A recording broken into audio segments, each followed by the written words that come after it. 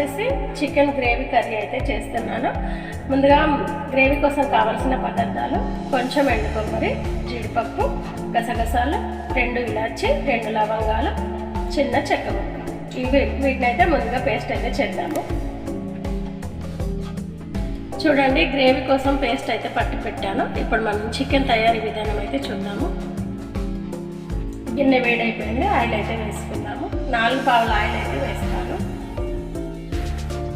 Oil అయితే వేడైంది, పోపు అయితే వేద్దాము. 2 వెల్లుల్లి తీసుకున్నాను, కొంచెం గరం మసాలా తెలుసు కదా, షాజీరా, చెక్క, లవంగం, బగారా, ఇలాచి వేయాలి. ఒక పెద్ద ఉల్లిపాయ, 2 పచ్చిమిర్చి తీసుకున్నాను.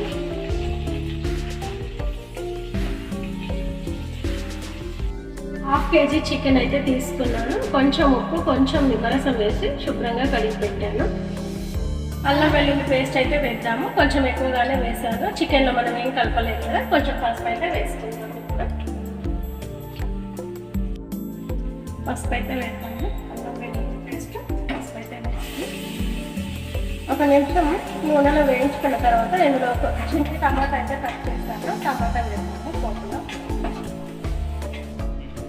టమాటా అయితే వేసుకున్నాము. టమాటా కొంచెం వేగిన తర్వాత చికెన్ అయితే వేస్తాము. చూడండి, టమాటా బాగా వేగిపోయింది కదా. ఇప్పుడు మనం ఇందులో చికెన్ అయితే వేసుకుందాము.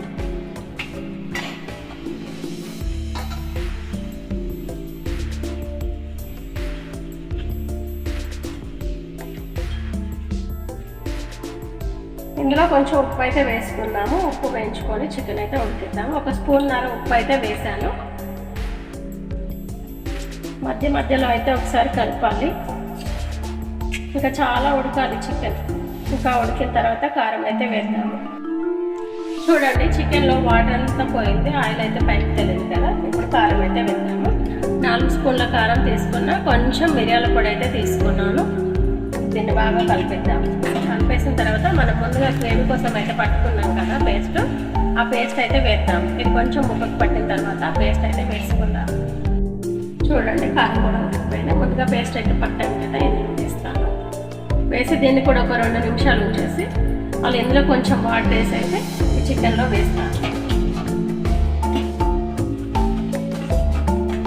ముక్కకు పట్టేలా బాగా కలిపేయాలి. కలిపేసిన తర్వాత ఒక 2-3 నిమిషాలు ఉడికిద్దాము. ఉడికించిన తర్వాత మళ్ళీ అదే గిన్నెలో కొంచెం వాటర్ వేసి దీంట్లో అయితే వేద్దాము చికెన్.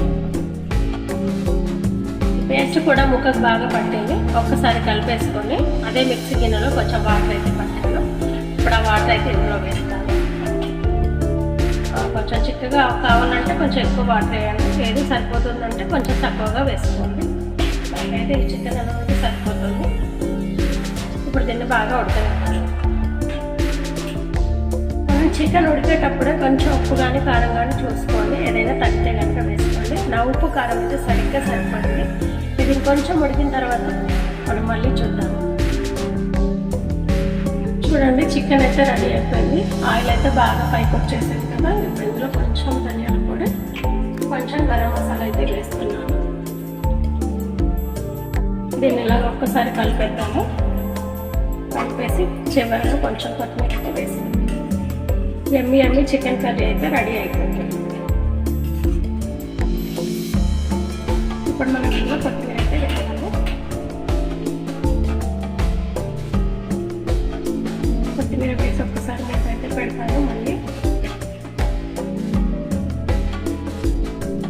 చూడండి, గ్రేవీ చికెన్ కర్రీ అయితే రెడీ అయిపోయింది. కొంచెం చికెన్ వేసుకుంటే ఎంతో అందం అయితే తినవచ్చు.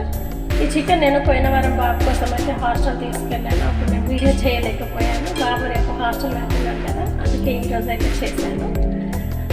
చికెన్ కర్రీ అయితే రెడీ అయిపోయింది. ఈ వీడియో కనుక మీకు నచ్చినట్లయితే ప్లీజ్ లైక్, షేర్, సబ్స్క్రైబ్.